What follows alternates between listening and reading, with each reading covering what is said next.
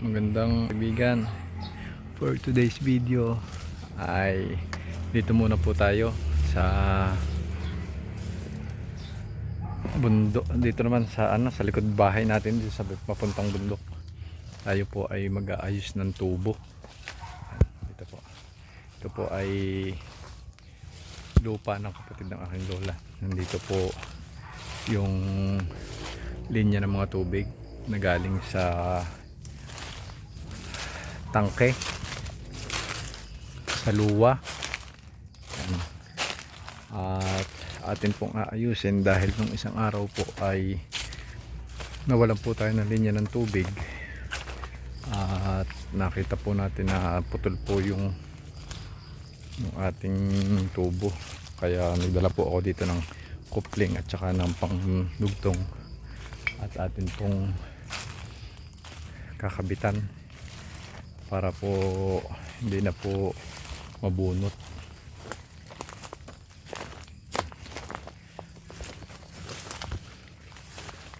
Dito po ay lupa ng lola, tsaka dito din po sa kabila. Ayan.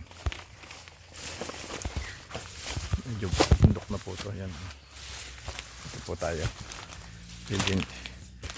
Tabi po. Tabi po. Ayan. Bulag. Ayan. So, ito po yung tubo na sinasabi. Ayan. Ito po. Nabunot po yung tubo. Ayan. Dahil wala po siyang wala po siyang putput yan. Ito po, yung side na yan, nabunot po yan. Ito naman interior lang. Kaya kakabitan natin ng coupling para hindi na tayo mamroblema sa sunod. If ever malakas ang daloy ng tubig, hindi na po siya tumalisik. Dahil nung nagawa po yung linya ng tubig galing bundok, tumalisik po yan. Nandito po may mga tubig po yung aming mga kamag-anak. Kami po ay wala dahil nakita ko po ay ito po ay bunot. So gawin muna po natin. Meron po tayong dalang lagaring bakal, coupling at saka isang pirasong tubo. Ang dami pong lamok dito, grabe yun, daming lamok. So yan guys, nakabit na natin coupling. Hindi na siya yan maaalis basta-basta. Ito po ay yan, lupa rin po ito ng kapatid ng aking lola. Malaki din po ito. May mga manok din po sila dito. Yan. Siguro po dito galing yung bayawak na nakita natin dahil medyo masukal dito. Tingnan nyo po, gubat na gubat dito, kaya siguro po dito galing.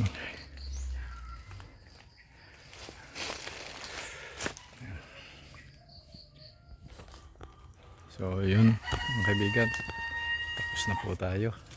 Uwi na tayo ating mga alaga.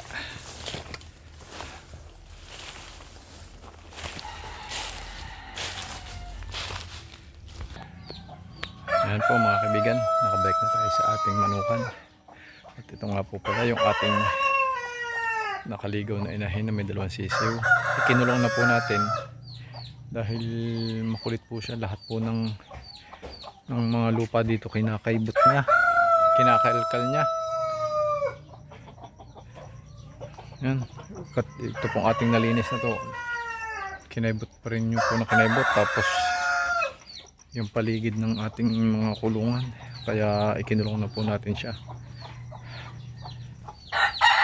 At ganoon din po ito si Dagul, atin po munang kinuwarantin para makapagpahinga po siya sa pagkasta dahil non-stop po siyang kasama ng mga inahin natin.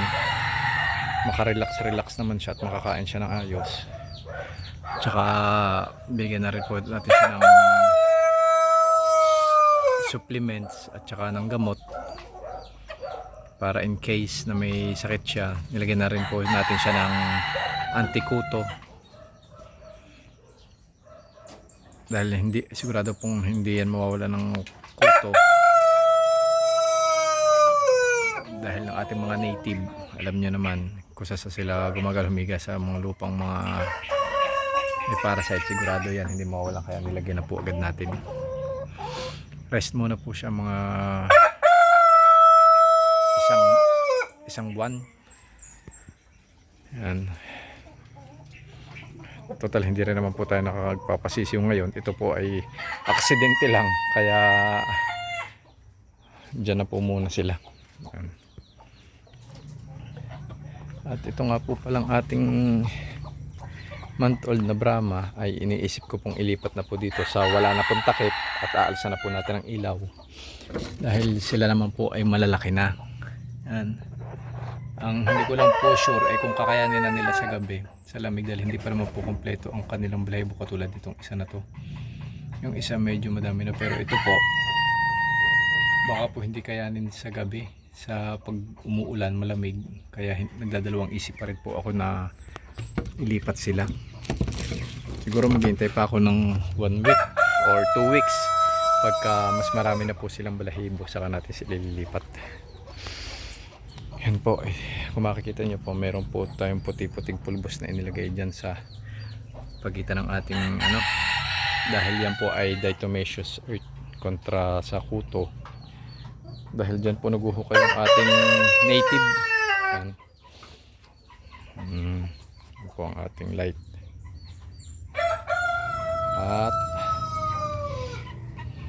ito naman yung ating matatakaw na pulako.